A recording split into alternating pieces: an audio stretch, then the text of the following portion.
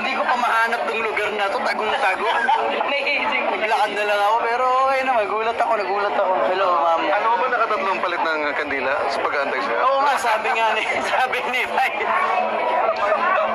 Ang tagal, sorry. Okay, one voyage. Ayun, hindi, tsaka syempre sir, gusto ko rin magpasalamat sa lahat ng nagdalo ngayong surprise party natin dito sa... Itong surprise party, no? Maraming salamat po. And ayun, sa lahat ng bumabati na happy birthday, maraming salamat.